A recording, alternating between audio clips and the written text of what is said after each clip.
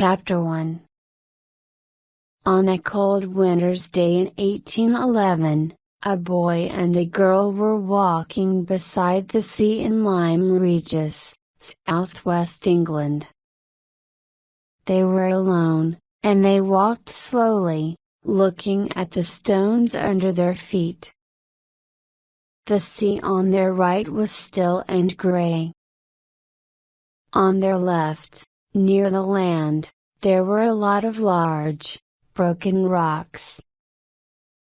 The children were looking for something. The girl, Mary Aiming, was about 12 years old. Every few minutes, she picked up a stone, looked at it carefully, and put it in her bag. Then the boy, her older brother Joseph, began to climb over the broken rocks. It was dangerous, both children knew that. There had been a storm the night before, and some rocks had fallen into the sea. Another big rock could fall at any time. But the morning after a storm was also the best time to look for fossils, the bones of animals or parts of plants that had become hard and changed into rock. After a few minutes, Joseph called out to his sister, Mary. "Quick! Come and look at this." When Mary climbed up to him, he showed her a line of teeth, half a meter long, in the broken rock. And behind the teeth, there were some bones, like the head of a strange animal. "It's a crocodile, isn't it?" Joseph said. "We've found a crocodile in the rocks." Mary looked carefully at the head of the strange animal that Joseph had found. "What's that round thing?" she asked. "Look, there, behind the teeth." As she cleaned away some sand from the head, a bony circle stared back at them. "That must be its eye," Mary said. "Look, it's almost as big as my head." Her brother laughed. "And its mouth is as big as your body." "Be careful, Mary. Look at those teeth. It's going to eat you." "Don't be silly," Mary said. "It's dead. It died hundreds of years ago. Come on, we've got to find the rest of its body too." Some men helped the children to get the bones of the dead animal out of the rock. It was about 4 meters long, with flat, bony hands and a long tail. It had huge eyes and a long mouth full of sharp teeth. At first, people thought it was a crocodile, but it was not. It was an animal quite different from anything alive in the world today. In 1818, 2 scientists called Henrietta Laubach and William Kniebeer gave it the name Ichthyosaurus. Mary Aiming was wrong about one thing. The ichthyosaur did not die hundreds of years ago, it died millions of years ago, at a time which scientists today call the Jurassic period. But Mary Aiming was very clever, she knew how to find the bones of dead animals. All her life, she looked for bones and fossils near her home in Lyme Regis. She found many more ichthyosaurs, and a different sea animal, a plesiosaur. The plesiosaur had a round, flat body, 4 flat hands, and a very long neck, several meters long, with a very small head at the end of it. She found a strange flying animal too, a pterosaur. Pterosaurs had long beaks full of sharp teeth and wings made of skin. Some of them had wings as big as the wings of a small plane. At this time, in the early 1800s, people were very interested in bones and fossils. Lots of people came to Lyme Regis to see the strange animals that Marianne had found. Among them were William Buckland and Gideon Mantell. William Buckland was a clever scientist from Oxford University. He was very interested in animals, and he liked to watch them and learn about them. In fact, he kept a lot of animals in his house, not just cats and dogs, but snakes, insects, a lot of birds, and a real live bear. Some of Buckland's ideas were very unusual. He liked to eat animals, but not just the animals that people usually eat, like cows and sheep. He wanted to taste every bird, fish, insect, and animal in the world. So every time he found a new type of animal, he cooked and ate it. Buckland was also interested in rocks and fossils, and he rode all over England on his old horse, looking for fossils. He often visited Mary Aiming in Lyme Regis, and wrote about the ichthyosaurs and pterosaurs.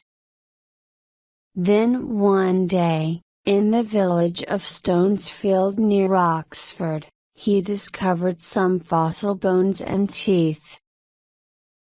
The bones were enormous, and the teeth were sharp, like those of a meat-eater. So, in 1824, Buckland wrote about his animal. He called it Megalosaurus, big lizard. Gideon Mantell was also very interested in Mary's work. He was a doctor who lived in the town of Lewes, in southeast England. One day, in 1822, his wife met some workmen who were using rocks to mend the road near her house. They gave her an interesting rock that they had found. She showed it to her husband when he came home. Dr. Mantell was surprised. "That's not a rock at all," he said. "It's a tooth, a fossilized tooth. But look how big it is," she said. "What animal does it come from?" "I don't know," Dr. Mantell said. "I don't know of any animal with teeth as big as this." Dr. Mantell went back to the place where the workmen had got the rocks, and found some huge bones there. He decided that the bones and the tooth came from the same animal. But what was the animal like? For 3 years he wondered about this. He talked to his wife and friends, but he did not tell the world about it.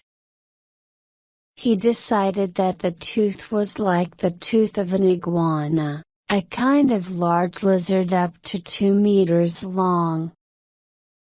But the bones came from an animal much, much bigger, 18 meters long.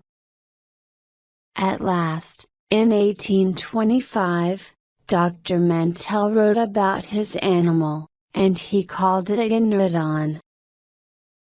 Later, he sometimes said that he found the tooth, and sometimes that his wife did. 7 years later, in 1832, Dr. Mantell found some bones from a very different animal. This animal, he said, had a very thick skin.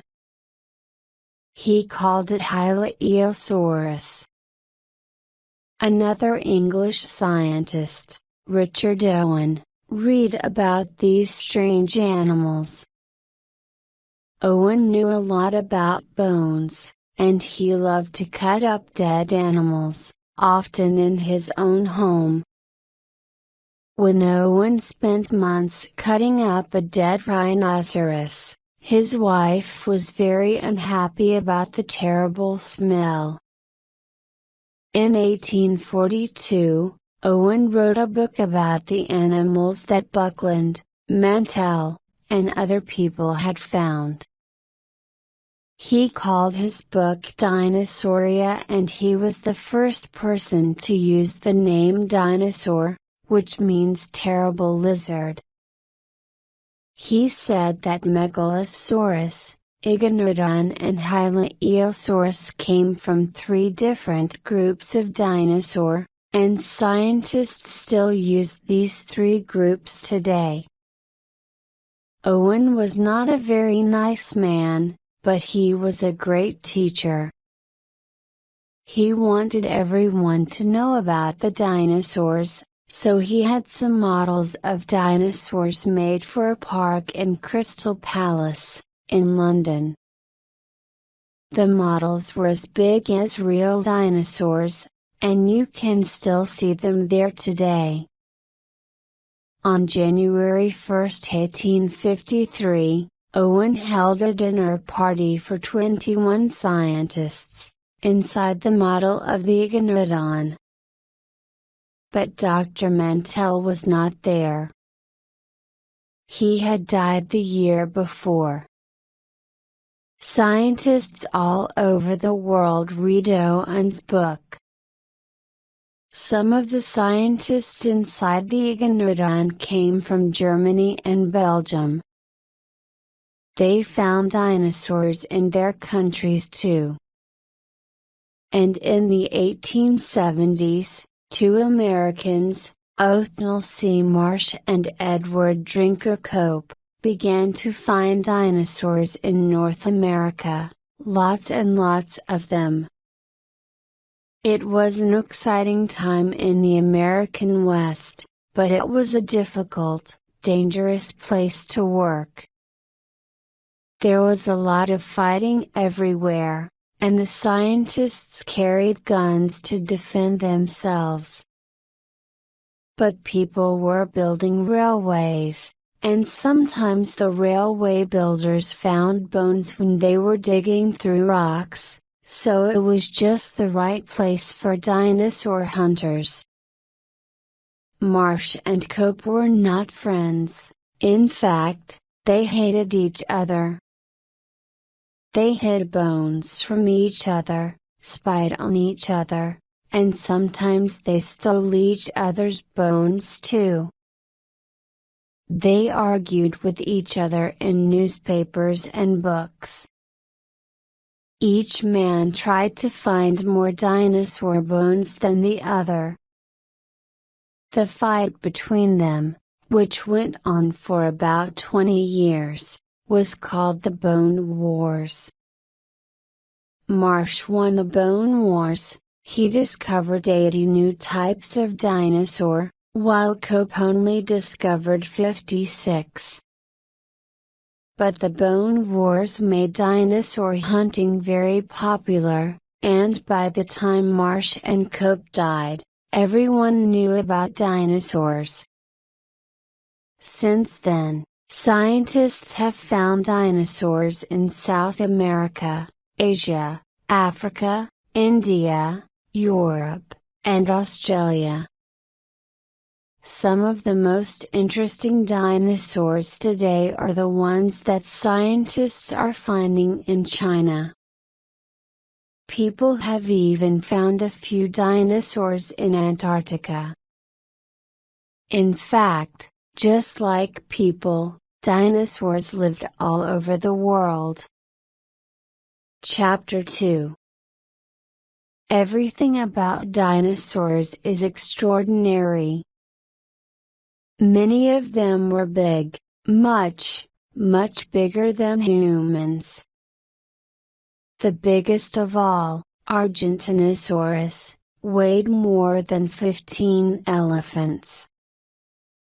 The tallest dinosaur, Sauroposeidon, could lift its head 18.5 meters above the ground.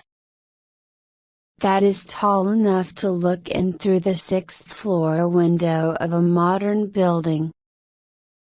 The longest dinosaur, Diplodocus, was 35 meters long, longer than 3 buses, and its tail was 21 meters long.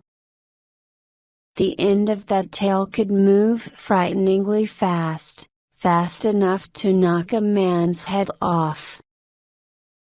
Many dinosaurs were very, very dangerous. Spinosaurus, for example, was much bigger than an elephant. It had a mouth like a crocodile, but much, much bigger. It had 100 sharp teeth. An animal like that could probably kill and eat a human in 2 or 3 minutes. Luckily, however, there were no humans alive at the time of the dinosaurs. That is because the dinosaurs lived an enormously long time ago. It is really hard to understand how long, but it is important to try. How long have there been people like us, modern humans, on Earth? Well, scientists say that we have been here for about 190,000 years. But before that, there were early humans, people who were almost human, but a little bit different from us.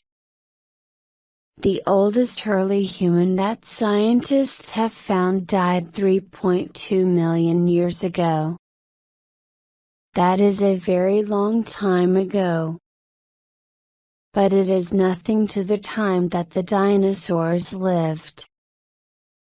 The last of the big dinosaurs died 65 million years ago, so all dinosaur bones are at least 65 million years old. But many of them are a lot older, of course, because that is when dinosaurs ended. When did they begin? The first small dinosaur appeared about 230 million years ago. So dinosaurs lived on Earth for 165 million years. That is more than 50 times longer than any kind of humans have lived on Earth. There were 3 time periods, the Triassic, the Jurassic, and the Cretaceous.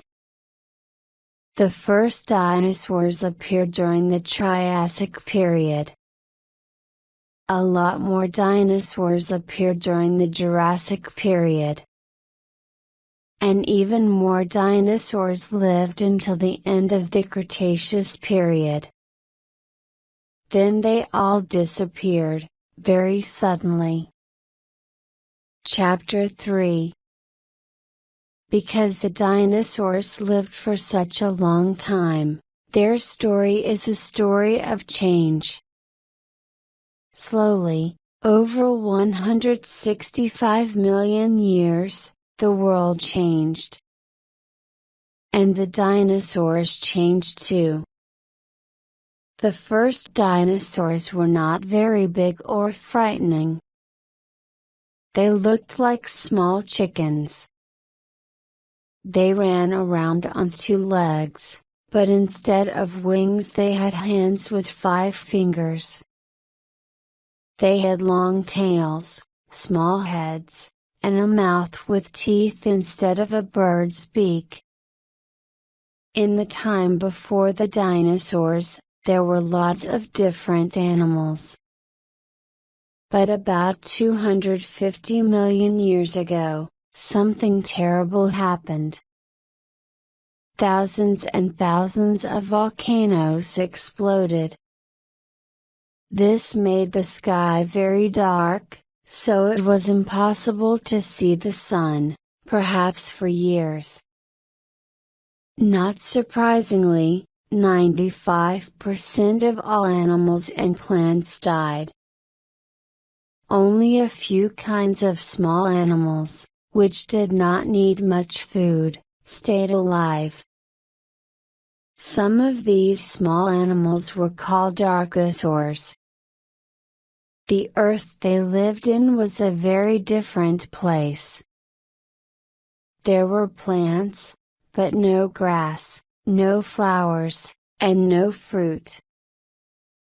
And all the continents that we know today, Europe, North America, South America, Asia, Africa, Antarctica, were quite different. All the land was just one large continent, called Pangaea. So these little archosaurs could walk from one side of Pangaea to the other. In the 1960s, an archosaur called Marsuchus was found in Argentina. It was very small, just 10 centimeters high. It ran on 2 legs and had hands with 5 fingers. It had a long tail and a mouth with lots of very small teeth, and it probably ate insects and little animals. But it could run very fast. One of the important things about dinosaurs was that they had legs under their bodies, like birds. That helped them to run away from enemies like crocodiles, which have their legs beside their bodies. It helped them to grow tall too. Another archosaur was Oraptor, also found in Argentina. It was a little bigger than Marsuchus, about 30 centimeters high, like a small dog, and 1 meter long. It also ran on 2 legs and ate insects and small animals, but it only had 3 fingers on each hand. It is one of the earliest dinosaurs of all. These little archosaurs were not the only animals that were alive on Pangaea. There were animals like crocodiles, and there were also small flying animals, like the pterosaurs that Mary Aming found. The pterosaurs had wings made of skin between their fingers. They had long tails and beaks with teeth. They flew all over Pangaea, and sometimes they killed the little archosaurs, and ate them. All the rest of the world was sea, lots and lots of it. The sea was full of ichthyosaurs and plesiosaurs. These were in the same family as the archosaurs, but they had learned to swim and live in the sea. Some ichthyosaurs were small, but others were huge, more than 15 meters long. They had long mouths full of teeth, and huge eyes to see in the dark. As millions and millions of years passed, all of these animals evolved in different ways. The small 2-legged archosaurs, like Marsuchus and Oraptor, evolved over time into the first real dinosaurs. Scientists make a picture, like a family tree, to show this. In the picture, the oldest animals, the archosaurs, are at the bottom, and the most recent dinosaurs are at the top. Richard Owen, in 1842, said that there were three main types of dinosaur: meat-eating dinosaurs, and two types of plant-eating dinosaurs. Scientists today agree with him. The meat-eating dinosaurs are called theropods. The plant-eating dinosaurs with long necks and tails are called sauropods, and the ones with extraordinary thick skins are called ornithocens. One of the first theropods was Coelophysis.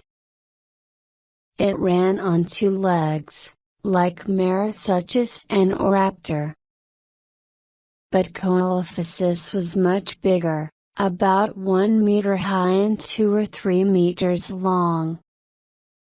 It had 3 strong claws on its hands, and a long tail and long mouth like a crocodile. It could probably stand upon its back legs, as tall as a man. But it was not heavy, because its bones were full of air, like the bones of a bird. It was as long as a small car, but it weighed the same as a 7-year-old child. So it could run very fast, and hunt smaller animals for food. The first Coelophysis was found by an American scientist called David Baldwin in New Mexico in 1881. Baldwin often spent months looking for fossils all alone, in the middle of winter, with only his horse beside him. He sent the bones of the Coelophysis to Edward Drinker Cope during the Bone Wars. 60 years later, in 1947, lots more Coelophysis were found at a place called Ghost Ranch, in New Mexico. It is New Mexico's most famous dinosaur. A very early sauropod was Decodontosaurus, found near Bristol in England in 1836. It was only the fourth dinosaur ever discovered. It was not very tall, but up to 2.5 meters long. It probably walked on 2 legs, and used its 4-clawed hands to help it eat plants and small insects. A much bigger Triassic sauropod was Plateosaurus. Plateosaurus was up to 10 meters long and weighed 700 kilograms. It was 3 meters high when it stood on its back legs. This plant-eating dinosaur probably walked on 2 legs and used the claws on its hands to hold the branches of trees while it ate.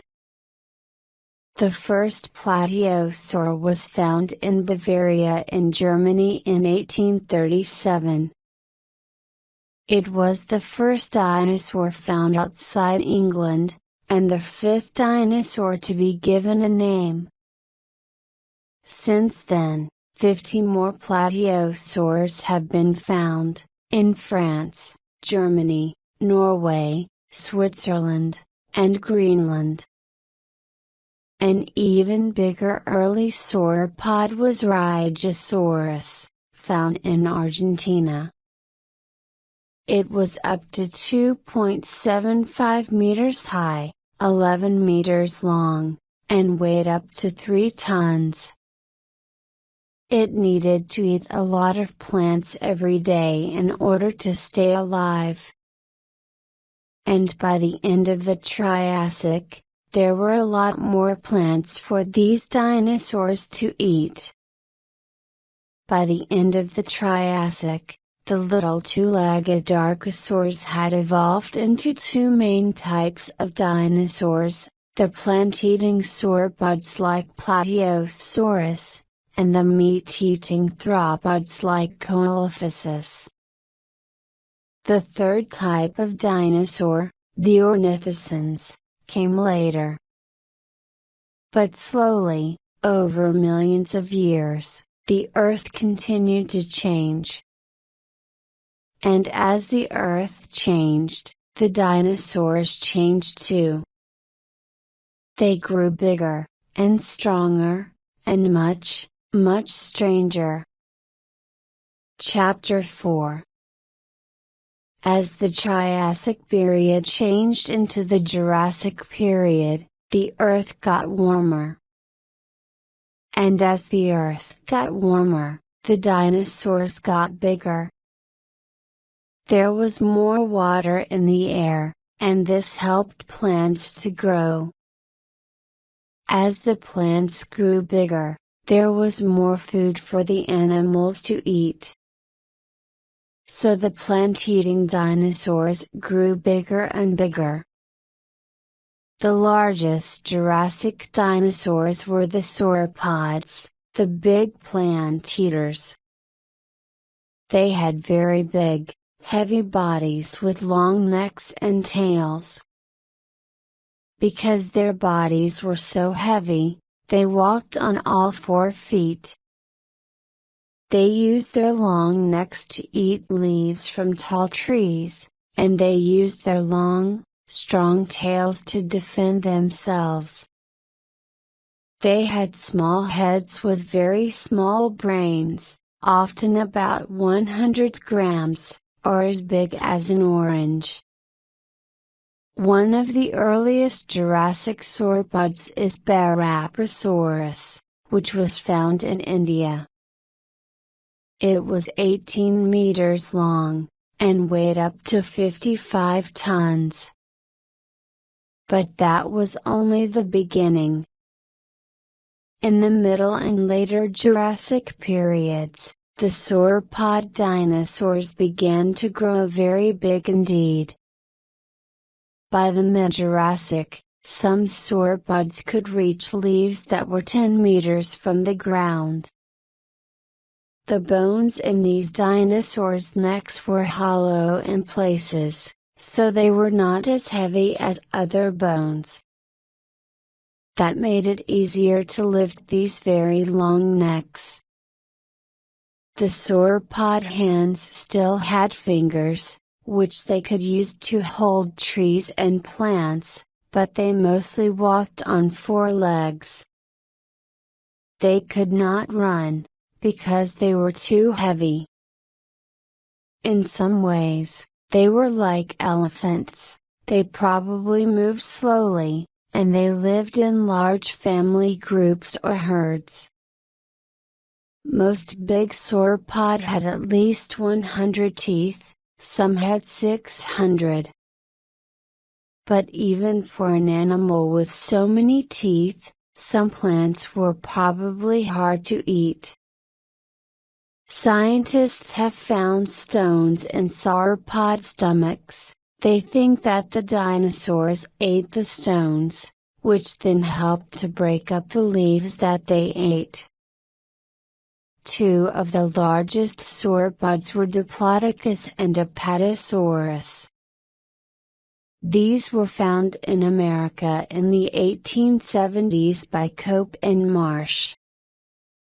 They had small heads, heavy bodies, and big stomachs.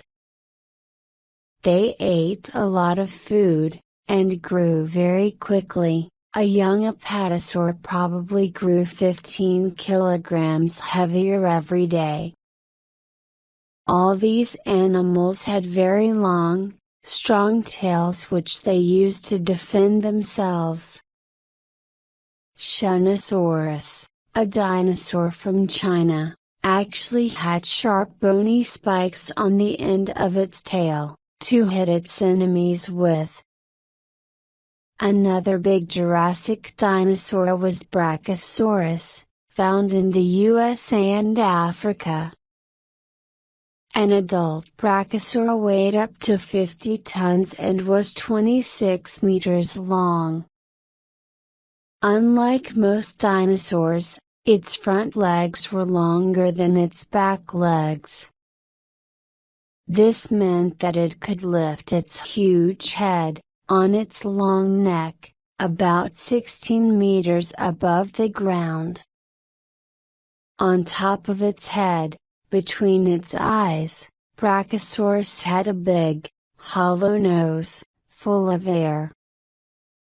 Scientists think that it used this nose to make loud noises, perhaps to sing to its friends and frighten its enemies. Then there was Mamenchisaurus, another enormous Jurassic dinosaur from China.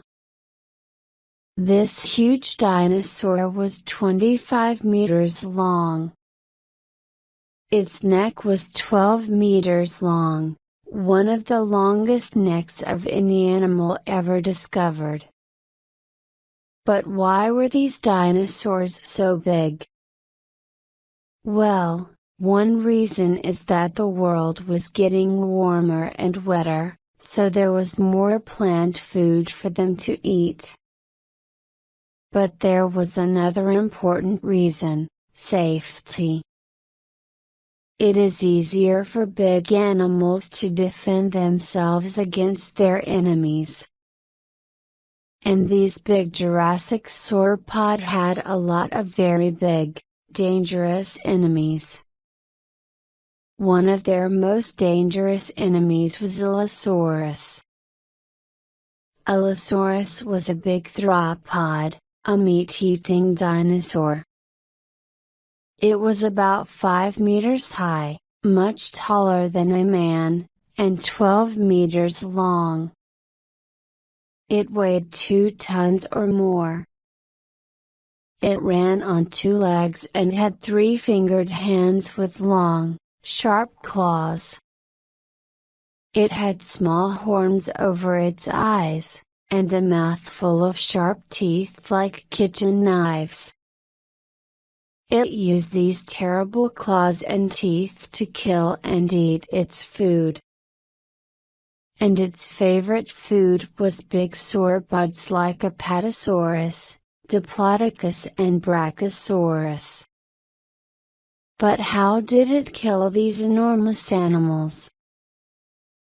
Allosaurus was big, but Apatosaurus was much bigger. It was one of the biggest animals on Earth. It was 20 to 25 meters long and weighed up to 28 tons, more than a family of elephants. And with its long, strong tail, it could kill a small dinosaur in a second. Sometimes, perhaps, a brave, hungry allosaur jumped onto the back of an adult apatosaur, and tried to kill it with its terrible teeth and claws. But that was very difficult and dangerous, so perhaps they did it a different way. Some scientists think that allosaurs hunted in family groups. So, perhaps 4 or 5 terrible meat-eaters all jumped onto the back of one apatosaur together. That was probably easier, and there was plenty of meat for all of them when they killed it. And like lions today, they probably did not try to kill the biggest and strongest apatosaur. They looked for an animal that was old, or ill, and killed that. And sometimes they found an animal that was already dead. But Allosaurus was a very good killer. Scientists are sure about that. The dinosaur scientist Thomas Holtz says that dinosaurs like Allosaurus changed very little over 100 million years. That means, of course, that they were very successful at what they did. And what they did was hunt, kill, and eat sauropods. Another terrible Jurassic meat-eater was Ceratosaurus. This dinosaur was smaller than a Allosaurus, but it was still taller than a man. It was 6 to 8 meters long, and heavier than 2 horses. Ceratosaurus also ran on 2 legs. It had long, sharp claws on its 4-fingered hands, and a mouth full of very sharp teeth. It had 3 small horns on its head and an unusually strong tail. But unlike Allosaurus, it did not always hunt big sauropods. The scientist Robert Bakker has found lots of Ceratosaurus teeth near the bones of fish and small crocodiles. He thinks that Ceratosaurus used its big, strong tail to swim, and hunted for its food in the water. During the Jurassic period, the continent of Pangaea began to break into 2 continents, Laurasia and Gondwana. The Atlantic Ocean appeared. At first, it was about 50 kilometers wide. Much of modern Europe was underwater then. So there were lots of fish for Ceratosaurus to eat in Jurassic seas, lakes and rivers. But there were lots of other animals there too. In the Jurassic seas, the ichthyosaurs grew even bigger and stronger. They were hunters, with enormous eyes and long mouths full of sharp teeth, and they could swim very, very fast, probably at 30 to 50 kilometers per hour. There were plesiosaurs in the sea too. Plesiosaurs did not look like fish, they had round, flat bodies, with 4 huge, flat hands that they used to push themselves through the water. They had short tails but very long necks, sometimes over 10 meters long. Some had very small heads, but others had huge heads, 3 meters long, bigger than any other dinosaur head. In the Jurassic skies, a new type of pterosaur appeared, the pterodactyl. Pterodactyls had longer necks than Triassic pterosaurs, and they had bigger brains too. Most of them had long mouths full of sharp teeth, and many of them ate fish.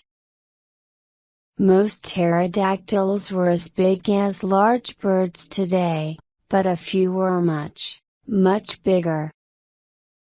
In fact, the largest pterodactyl of all, Quetzalcoatlus, had wings 12 meters wide, bigger than a small plane.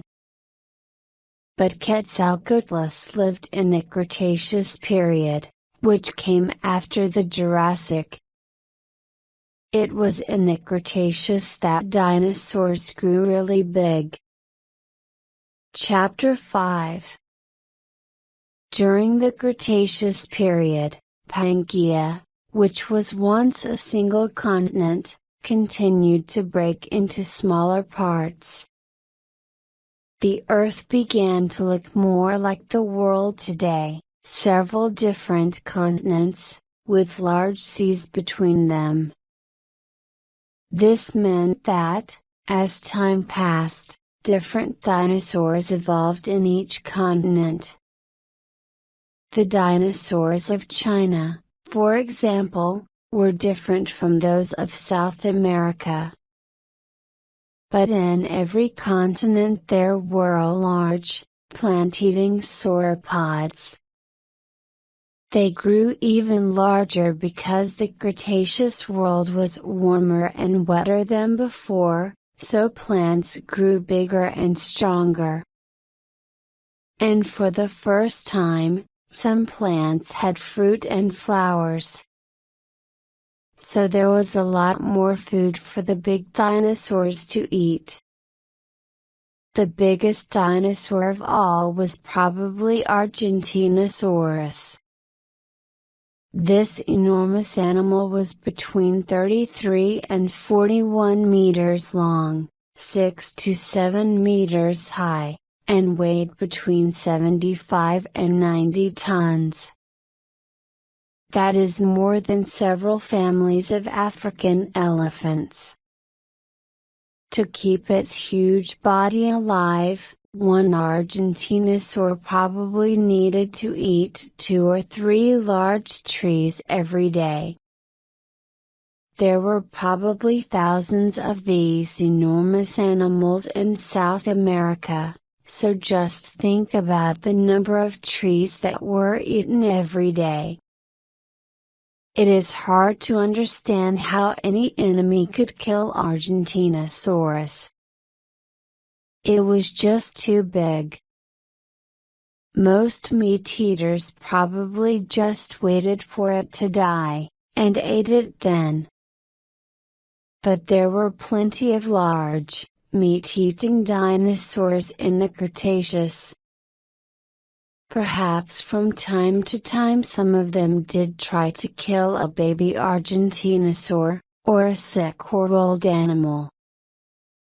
If they tried to kill a healthy adult they probably got hurt or killed. Not all of the terrible killers in the Cretaceous were big. In 1964, John Ostrom, a scientist from Yale University in America, discovered Deinonychus. This animal was too small to kill Argentinosaurus, but it was still very dangerous. It was about 3 meters long, as tall as a man, and probably covered in feathers like a bird. It had a big brain, and a mouth as long as a man's leg, full of sharp teeth.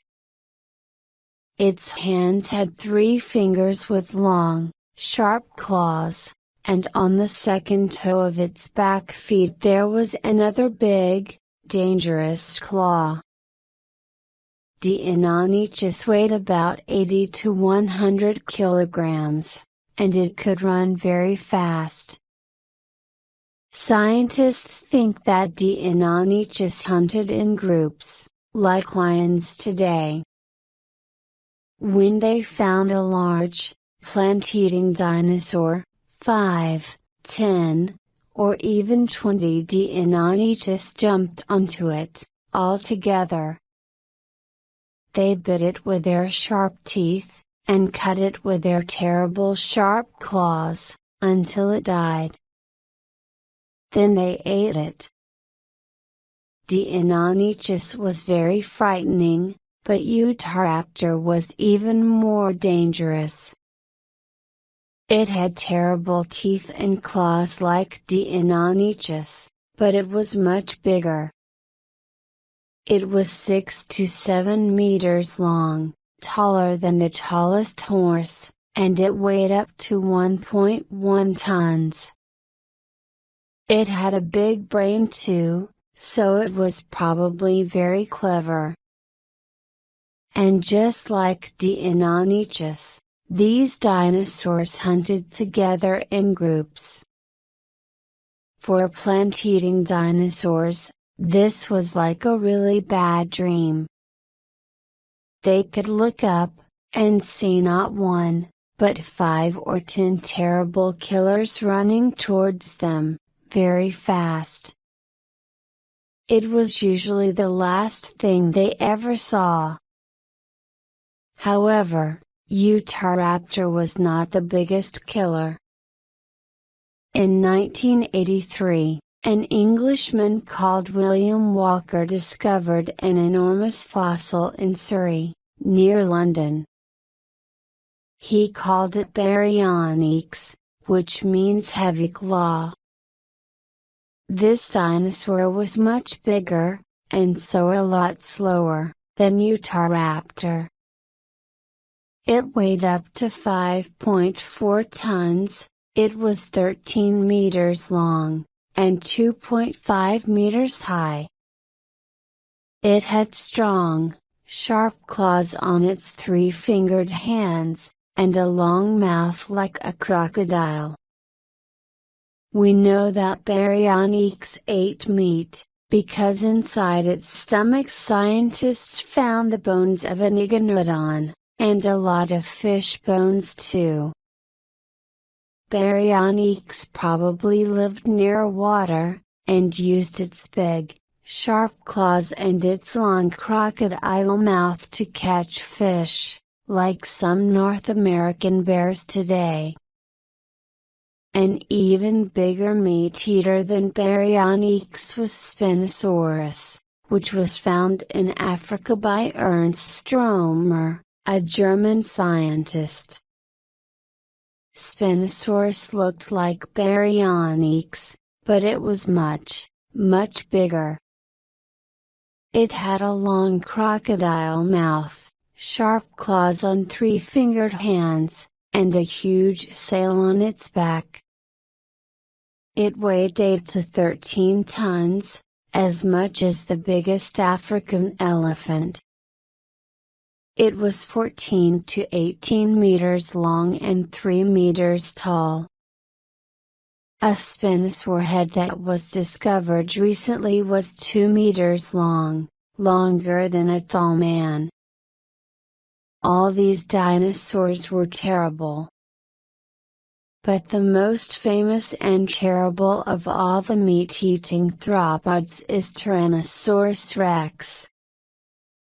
This animal was also enormous. It weighed 6 to 7 tons and it was over 4 meters tall, taller than Spinosaurus. Unlike most dinosaurs, it had very small arms and hands, so it probably used its mouth to kill and eat things. But this was no ordinary mouth, it had over 50 teeth, some as big as a large banana. And its jaws were extraordinarily strong, much stronger than the jaws of a lion or a bear. So just how strong were those jaws? What is there in the modern world that is like them? Recently, scientists measured the bite of a modern machine which picks up old cars and breaks them into small pieces. Then they measured the bite of the jaws of a tyrannosaur, and it was 50% stronger than the machine. So a tyrannosaur could easily bite right through a car, in a world with both tyrannosaurs and cars, of course. Because they were so big, tyrannosaurs could probably not run very fast. So some scientists think that they did not hunt like Deinonychus, they just found dead animals and ate them. But other scientists disagree. They say that really big sauropods, like Diplodocus and Argentinosaurus, could not run fast either. And scientists have found damage from tyrannosaur teeth on the bones of 2 dinosaurs which escaped. This shows that tyrannosaurs tried to kill living dinosaurs. Tyrannosaurus was a North American dinosaur. In Elk Creek, Montana, scientists have found fossils from more than 50 tyrannosaurs. But in China and Mongolia, they have discovered fossils of Tarbosaurus, a dinosaur in the same family as Tyrannosaurus. Tarbosaurus also had small hands, and big jaws full of sharp teeth. It had a large brain, and it could smell and hear well, which helped it to hunt. Perhaps it also had feathers around its neck. Velociraptor is a much smaller theropod from China and Mongolia. The first velociraptor was found in the Gobi Desert in 1922, by an American called Roy Chapman Andrews. It was a small dinosaur, 2 meters long and about 60 centimeters tall, and it was covered in feathers. Velociraptor did not weigh much, 15 to 18 kilograms, which is less than a large dog. But unlike a dog, it ran on 2 legs, and had hands with 3 sharp claws. And like Deinonychus, it had another very long, sharp claw on each foot. Velociraptor probably ran very fast and hunted in groups, like Deinonychus and Utahraptor. Like them, it was a very frightening killer. But even the most terrible killer can get things wrong sometimes. In the Gobi Desert in 1971, scientists discovered 2 extraordinary fossils. One was a velociraptor, the other was a plant-eating dinosaur called Protoceratops. The 2 dinosaurs had died when they were trying to kill each other. The Protoceratops had the velociraptor's right arm in its jaws. It was trying to bite its arm off. The velociraptor had its claws in the head and neck of the Protoceratops. It was trying to cut the Protoceratops's neck open. This terrible fight happened beside a hill of sand. As the 2 dinosaurs were fighting, the hill fell on top of them. So they both died. And there they stayed, for millions of years, under the sand, until one day the scientists found them. But what about Protoceratops? What type of dinosaur was that? Chapter 6. Protoceratops is one of the 3rd type of dinosaurs, the ornithocens. The ornithocens are the strangest of all dinosaurs.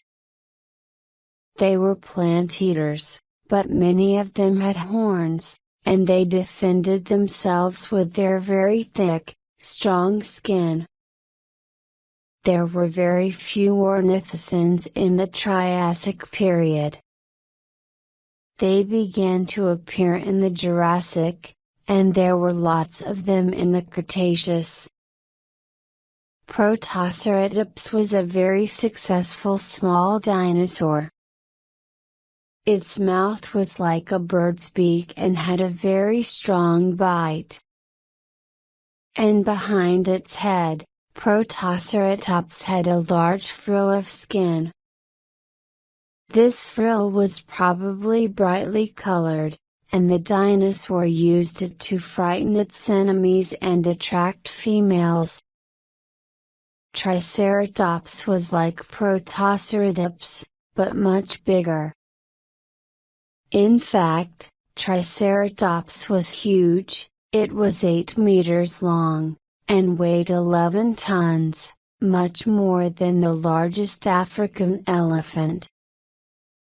Like Protoceratops, it had a mouth like a bird's beak, and a large frill of skin and bone behind its head. Its head was enormous, and it had 3 large horns. Triceratops used these horns to defend itself against its enemies. We know that this happened because some Triceratops horns have damage from Tyrannosaurus teeth on them.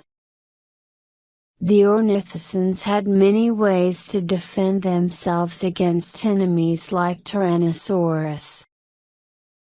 Iengosaurus, found in China in 1982, had lots of sharp spikes all along its back. There were bony spikes on its shoulders too, and on the end of its tail. Stegosaurus, from North America, was much the same. These dinosaurs used their strong, bony tails to hit their enemies. Several meat-eaters, like Allosaurus, have been found with holes in their bones made by the spikes on the tail of a Stegosaurus. Animals like these from the late Jurassic have been found in Europe and Africa. All of them were huge, as big as a modern rhinoceros. Ankylosaurus lived in the late Cretaceous. It had a really thick skin, with spikes all over its back, head and sides. It had a very strong tail with a heavy club at the end, which was excellent for fighting enemies. Ankylosaurus was up to 9 meters long, and weighed up to 8 tons, much more than an elephant. So when that tail hit something, it hurt. Tyrannosaurus was another big, plant-eating animal, but it was not as strong or dangerous as Ankylosaurus. It lived in large herds in North America. In fact, some scientists call it the cow of the Cretaceous, because there were so many of them. Tyrannosaurus was an everyday food for meat-eating hunters like Deinonychus. Iguanodon was an ornithopsian too. It lived in large family groups or herds, like cows or sheep today. In Belgium, the fossils of 40 of them were found in the same place. Iguanodon had a long face like a horse, with a mouth like a beak for eating plants. It could eat plants well, moving both jaws at once. We humans only move the bottom jaw. Iguanodon sometimes walked on 2 legs, and sometimes on 4. Each hand had a sharp spike, like a thumb, which it used to fight its enemies, and it could also pick things up with the help of its little finger. It was as big as a large African elephant. Hadrosaurs were in the same family as Iguanodon, but they were even stranger. These plant-eating dinosaurs had flat, wide beaks with teeth inside them, lots of them. In fact, some hadrosaurs had up to 720 teeth, humans only have 28. New teeth were growing all the time to take the place of any teeth that fell out. Hadrosaurs had long faces like horses too, and they lived in large herds all over North America. The smallest was as big as a horse, but many were bigger than elephants. One of the strangest hadrosaurs was Lambeosaurus. It was 3 or 4 meters high, and weighed up to 8 tons. On its head was a large bone, like an enormous hat. The hat was as big as a man. The male Parasaurolophus had an even bigger hat on the back of its head. This hat was really a long, hollow bone, about 1 meter long, joined to its nose. At first, Scientists could not understand this. What was it for? Then they found a possible explanation. When they blew air through this long, hollow bone, it made loud musical sounds. Was Parasaurolophus a musical dinosaur? It is quite possible. The males could make wonderful sounds with these long, hollow bones on their heads. Perhaps they did this to attract the females, or to call to their children. They probably did it when they saw an enemy. And maybe sometimes they did it just for fun, because they liked singing to each other. But the hadrosaurs were interesting for another reason, their family life. Chapter 7. In 1923, the American scientist George Chapman Andrews discovered something very strange. In the Gobi Desert, in Mongolia, he found the bones of a new dinosaur. It was about 2 meters long, with a strong beak, no teeth, and a thin hat on top of its head. And it was probably covered with feathers, like a very big chicken. Underneath this dinosaur there was a nest full of eggs. This was the first time anyone had found dinosaur eggs.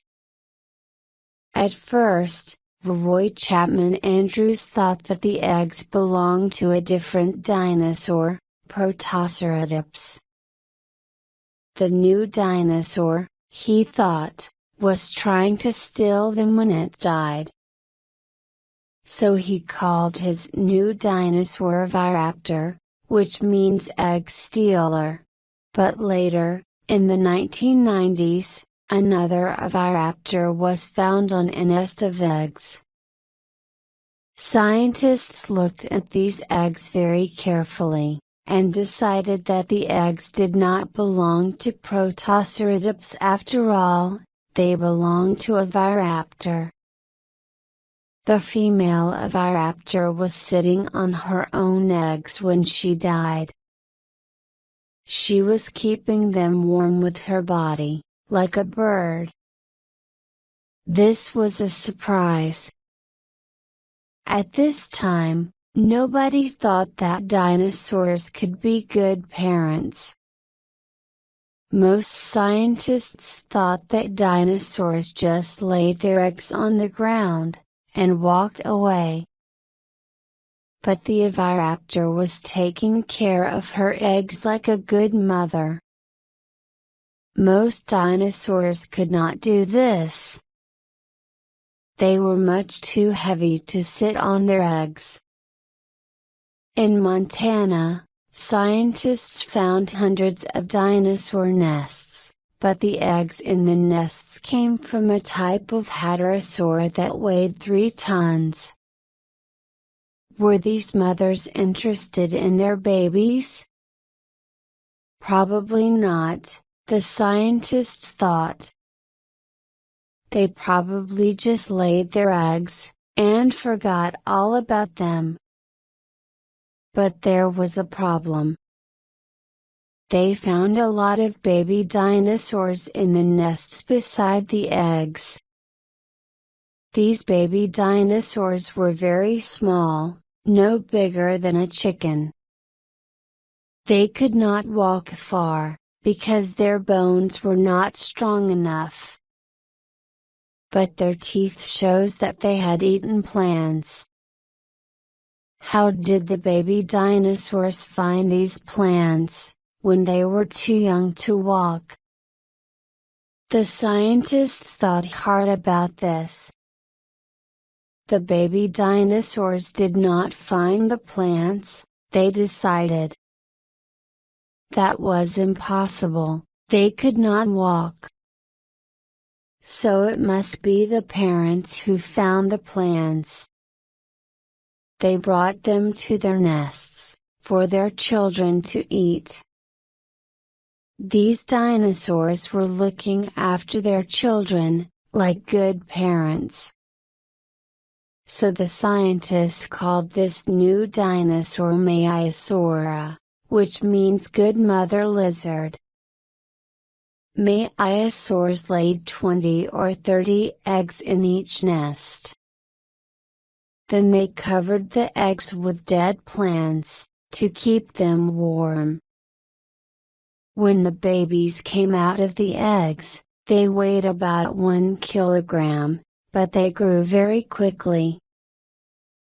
10 years later, they were adults, weighing 3 tons.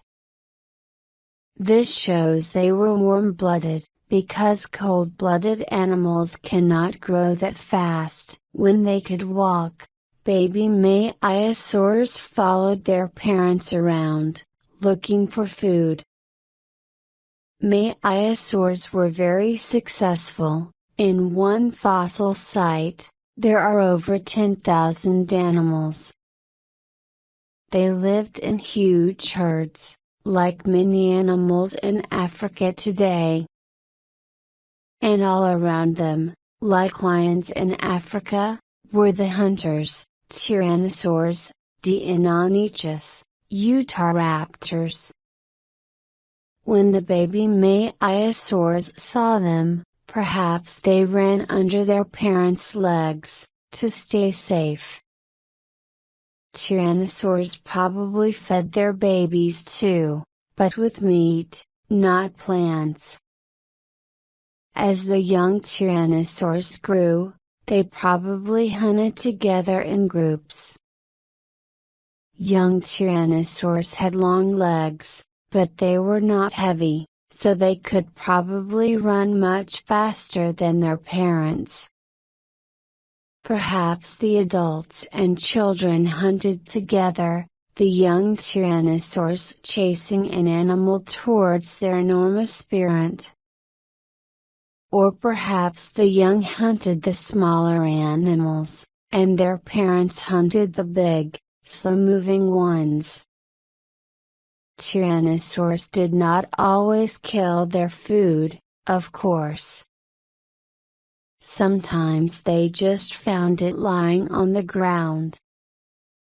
And a dead dinosaur was a free meal for all the tyrannosaur family. Chapter 8. In 1861, a small fossil was found in Germany. It was very small, no bigger than a chicken. Its bones looked like those of Compsognathus, a small theropod dinosaur which was found in the same place 10 years earlier. But this new fossil's arms and legs were covered with feathers. Scientists called it Archaeopteryx. When the English scientist T.H. Huxley looked at Archaeopteryx, he noticed something else. Its bones were hollow, just like the bones of birds. There was a lot of air in them, so they did not weigh very much. Archaeopteryx, like Compsognathus and most theropods, ran on 2 legs. And because Archaeopteryx had feathered wings, it could probably fly. This gave Huxley an idea: perhaps birds evolved from theropods. For the next 100 years, scientists argued about this. It is a crazy idea, some people said.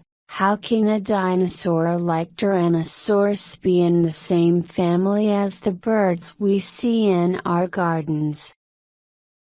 But then, in 1964, the American scientist John Ostrom discovered Deinonychus in Montana, USA. Deinonychus was a theropod, like Tyrannosaurus, but its bones were like those of birds. It could move its wrists and arms in the way a bird does, and its bones were hollow. Tyrannosaurus also had some hollow bones, and so did the big sauropods like Diplodocus. That is why its enormously long neck and tail are not as heavy as they look. So Ostrom decided that Huxley's idea was right. In 1996, scientists in China made another extraordinary discovery, a small dinosaur called Sinosauropteryx. It was very like Compsognathus, but there was an important difference. Sinosauropteryx had feathers all over its body. The sand where it had died was very fine and soft, so scientists could see that it had had feathers.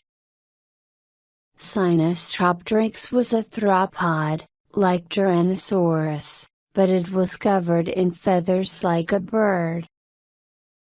No other animals have feathers, only dinosaurs and birds.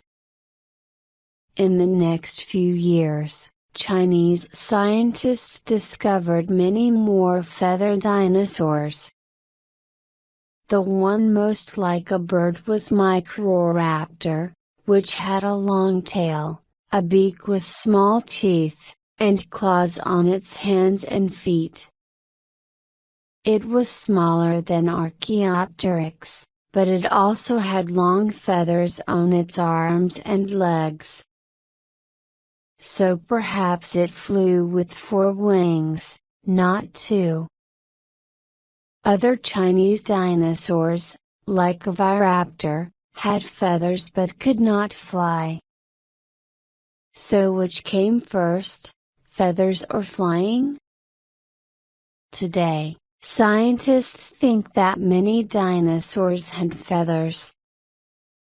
The feathers kept the dinosaurs warm. They also helped dinosaur mothers, like Oviraptor, to keep their eggs warm in their nests. So the feathers probably came first. Much later, some small feathered dinosaurs, like Microraptor and Archaeopteryx, probably learned how to climb into trees. They used their claws and beaks to help them climb. They slept in the trees at night, safe from their enemies. In the morning, they came down from the trees. As they came down, they sometimes opened their wings and jumped. This helped them to fall down more slowly. Over millions of years, they learned to do this better. Sometimes, when they jumped from trees, they were able to catch small animals by surprise. Those with the best wings and feathers caught more food, so they lived longer, and had more children. Some of their children were born with better wings and better feathers. And one day, they learned to fly. Even dinosaurs which could not fly, like Oviraptor, were like birds in other ways. They laid eggs in nests, and sat on the eggs to keep them warm. And dinosaurs like Maiasaura brought food to their babies in the nests, like birds. Even Tyrannosaurus probably had feathers around its neck, and hollow bones with air in them. Tyrannosaurus, in fact, was not very different from an enormous, terrible chicken. Dinosaur scientists are very sure about this. Thomas Holtz says it clearly, Birds are Dinosaurs. Chapter 9. Birds, of course, are still with us. But all the other dinosaurs disappeared, 65 million years ago. Why? What happened? Scientists wondered about this for a long time. Dinosaurs, after all, were very successful animals indeed. They had lived on Earth for 165 million years, and they were the biggest, strongest, and most successful animals of all time. In the late Jurassic and Cretaceous periods, there were dinosaurs all over the Earth. They lived on every continent, even in Antarctica, which was much warmer at that time than it is today. And then, 65 million years ago, they all disappeared, very suddenly. There are no dinosaur fossils anywhere on Earth from after that time. Something terrible must have happened to them. But what was it? In the 1970s, a scientist called Walter Alvarez tried to answer this question. He looked at the rocks from the Cretaceous, and the time after that, the Tertiary. There were hundreds of dinosaur fossils in the Cretaceous, and none in the Tertiary. But in between the Cretaceous and the Tertiary, he found a thin line of clay, a kind of soft, wet rock. He found this line of clay all over the world, and everywhere it was the same. In it, he found a silver-white metal called iridium. Iridium is very unusual on Earth, but there is a lot of it in meteors, the rocks that sometimes fall onto the Earth from the sky. So the iridium came from a meteor, Walter Alvarez said, a meteor that hit the Earth 65 million years ago. We know it was a big meteor, Alvarez said, because there is so much iridium everywhere. He thought that the meteor was a rock between 10 and 15 kilometers across, which hit the Earth with an enormous bang. It made a crater, a very big hole in the ground, that was 160 kilometers across. A huge ball of fire destroyed anything near the crater, and the ground shook violently. In the sky, dark clouds hid the sun for months, perhaps years. Without sunlight, almost all the plants on Earth died. The big plant-eating dinosaurs, like Argentinosaurus, soon died, because they had nothing to eat. The meat-eating dinosaurs, like Tyrannosaurus, lived a little longer, because there were lots of dead plant eaters to eat. But then the meat went bad, and there was nothing left to kill. So they died too. Well, it is an interesting idea, people said, but where is this crater? A hole in the Earth, 160 kilometers across, that cannot be difficult to find. Why has nobody seen it? Walter Alvarez looked for this big crater, and with the help of a scientist called Glenn Penfield he found it. There was a reason why nobody had seen it before. It was under the ground, in the Yucatan Peninsula of Mexico. In the past 65 million years, the rocks had moved and covered it up, but it was still there.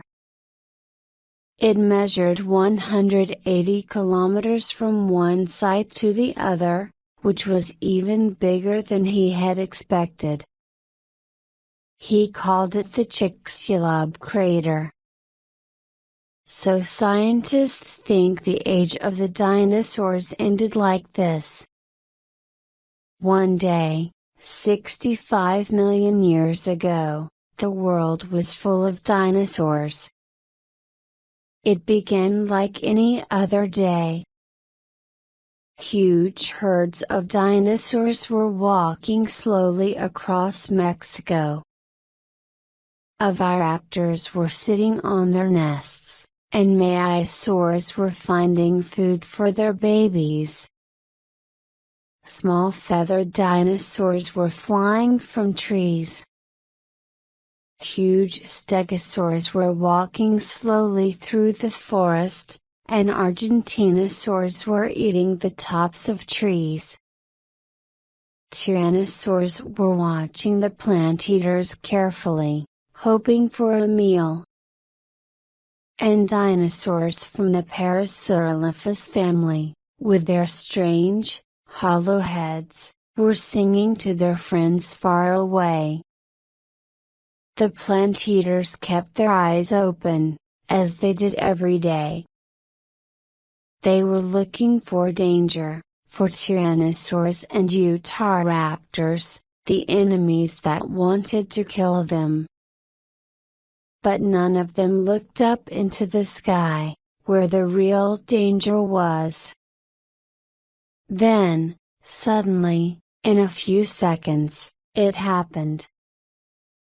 A bright light filled the sky, and there was an enormous bang, louder than anything they had ever heard. A great wind knocked all the trees flat, and a few seconds later, everything in the forest was on fire. All the dinosaurs nearest to the meteor were burnt in a few minutes. There was nothing left of them. Nothing at all.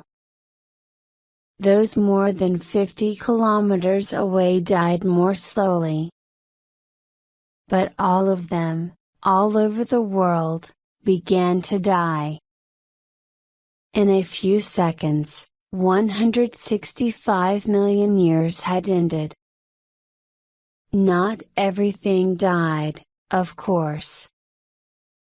Some small animals, like insects, snakes, and small birds, lived. Because they were not very big, they did not need much food. One of these small animals looked a bit like a mouse. It was a warm-blooded animal, covered in soft hair, and it probably lived in holes in the ground. Dinosaurs ate lots of them every day, but now, suddenly, the dinosaurs were gone. So now this animal could come out of its holes, and feel a little bit safer. This small, unimportant animal was an early mammal. Over the next 64.5 million years, it slowly evolved into many different types of mammals: elephants, lions, bears, horses, sheep, and humans. And today there are mammals all over the earth, just as, once upon a time, there were dinosaurs. Chapter 10. But how do we know all this? There were no humans alive when the dinosaurs lived, and we cannot travel back in time to watch them. So how do we know? We can learn a lot about dinosaurs from fossils. There are two types of dinosaur fossils: body fossils, and trace fossils. Body fossils are what is left of the real bones from dinosaur bodies. Over time they have changed and become hard, like rock. Sometimes scientists are lucky, and find all the bones of a single dinosaur in one place, but that is very unusual. Usually, they just find a few bones, and the other parts of the body have disappeared. This may be because when the dinosaur died, some other animals ate it, and carried away the bones. Sometimes water has washed some of the bones away, or the rocks that contained the fossils have broken into smaller pieces. But even from one fossil, we can learn a lot. Dr. Mantell learned a lot from the single iguanodon tooth he found in 1822. It was very big, so it came from a very big animal. It was not a very sharp tooth, so he knew the animal ate plants, not meat. And it looked different from the teeth of almost every animal alive today. The only living animal with teeth like that was the big lizard called an iguana. So Dr. Mantell called it iguanodon. Later, when he found some more bones, he learned more about its legs, arms, and head. In the same way, when William Buckland found Megalosaurus, he knew that it was a meat eater, because of its sharp teeth. Trace fossils are things like dinosaur footprints, eggs, and dung. Dinosaur footprints can tell us how it walked.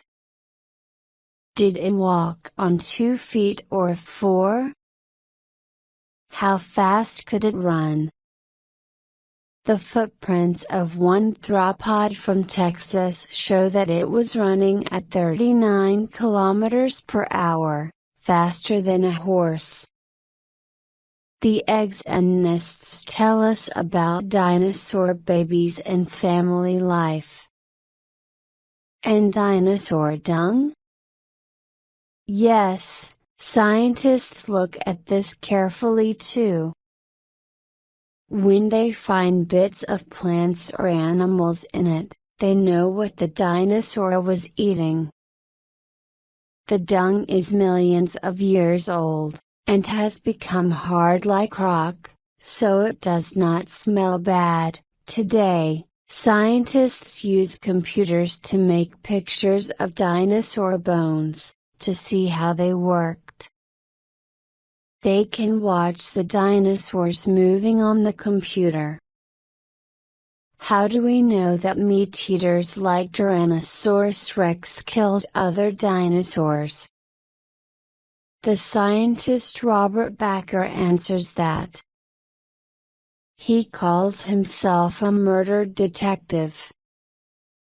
Dinosaur scientists, he says, dig up murder victims from 144 million years ago.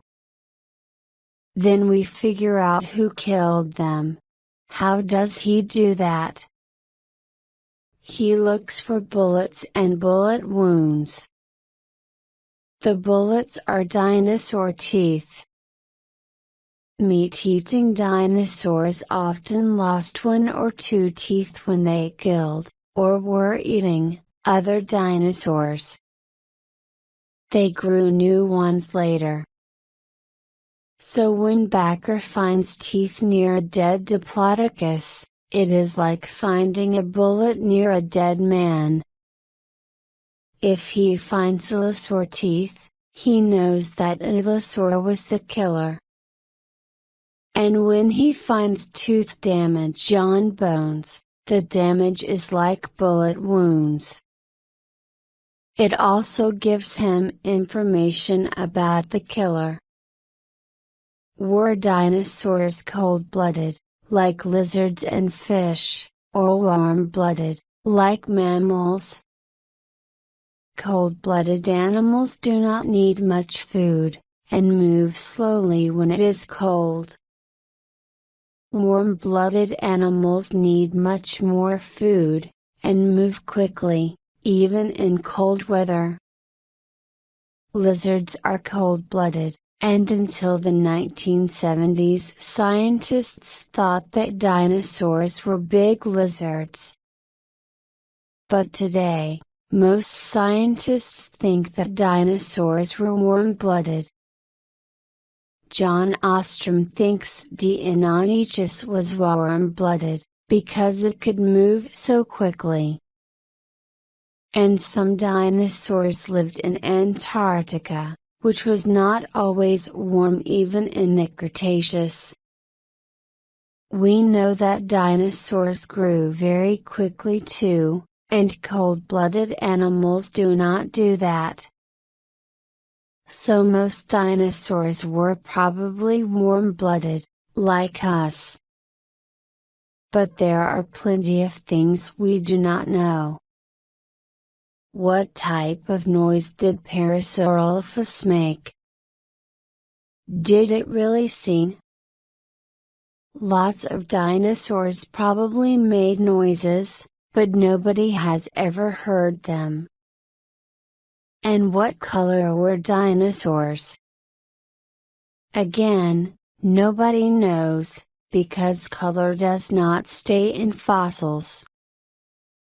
But dinosaurs were probably colorful, like birds and animals today. Think of the large frills on the heads of Protoceratops and Triceratops, or the hat on Lambeosaurus. They were probably there to frighten enemies, and to attract females. And a brightly colored frill is much easier to see. Lots of birds today are brightly colored. And many dinosaurs, like birds, had feathers. So lots of dinosaurs were probably covered with beautiful feathers, just like birds. But what color were they? Nobody knows. Chapter 11. In 1896, the rich Scottish-American businessman Andrew Carnegie built a museum of natural history in Pittsburgh, Pennsylvania. Carnegie wanted the biggest dinosaur in the world for his museum, so he asked his scientists to find one. At Sheep Creek, near the Freezout Mountains in Wyoming, they found what they wanted, an enormous Diplodocus. At that time, it was the biggest dinosaur in the world. They called it Diplodocus carnegii, giving it Carnegie's name. Carnegie was very happy. But he had a problem: his museum was not big enough. So he had to build a huge, new room, just to keep his Diplodocus in. When King Edward VII of England visited Carnegie at his castle in Scotland, he saw a picture of Carnegie's Diplodocus. "I say, Carnegie, what in the world is this?"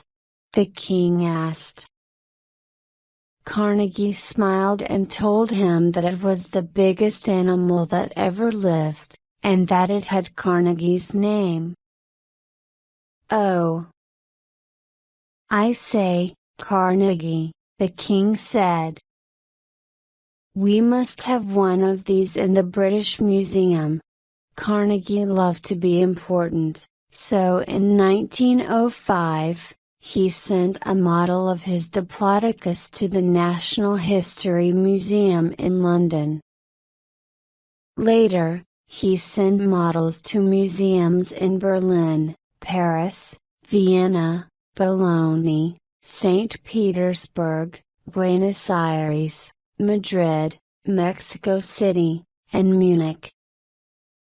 Carnegie's Diplodocus is one of the most popular dinosaurs in the world. Millions of people see it every year, all over the world. In London, the Diplodocus is called Dippy. Children sometimes spend the night in the National History Museum, sleeping under Dippy and learning about other dinosaurs. In Carnegie's Pittsburgh Museum, there is a Tyrannosaurus Rex called Samson. Children love that too. It is fun to sleep under a Diplodocus, or to stand in front of a Tyrannosaurus like Samson in a museum. There are many other museums with dinosaurs to see too. Some of the best are the Field Museum in Chicago, the American Museum of Natural History in New York, the National History Museum in Beijing, and the Royal Tyrrell Museum in Alberta, Canada. If you cannot see a real dinosaur, you can still play with one on your computer. And you can have fun with dinosaur games too. Dinosaurs have appeared in hundreds of computer games since 1986. In 1990, a likable green dinosaur called Yoshi appeared in the computer game Super Mario World. He soon became famous, and even had his own games. But with their sharp teeth and claws, and enormous bodies, dinosaurs are more often seen in fighting games. Since 1997, millions of people have enjoyed fighting dangerous dinosaurs in the 7 very successful track games. And in the last 5 years, dinosaur games have become even more popular, with new games like Dino Run, Dino D-Day and Velociraptor Safari. But can you imagine a world with dinosaurs and humans together? In the 1900s, people began to write books about this idea. One of the first was The Lost World by Sir Arthur Conan Doyle. In this book, a scientist called Professor Challenger discovers dinosaurs still living on a mountain in South America. More recently, Michael Crichton's book Jurassic Park, later a popular film by Steven Spielberg, uses the same idea. In this book, scientists find dinosaur blood in the stomach of a fossilized insect. They use this blood to make new dinosaurs. Is this really possible? Scientists say no, well, not yet. And that is a good thing. After all, dinosaurs are much, much bigger than us.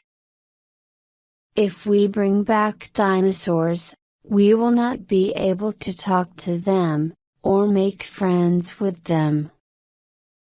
And when a tyrannosaur sees a human, it will think just one thing: lunch. Remember, birds are dinosaurs. Tyrannosaurus was, in some ways, like an enormous chicken. So if you want to see a real living dinosaur, watch a group of hungry chickens eating their food. Then think of a chicken as big as a house. Do you really want the dinosaurs to come back?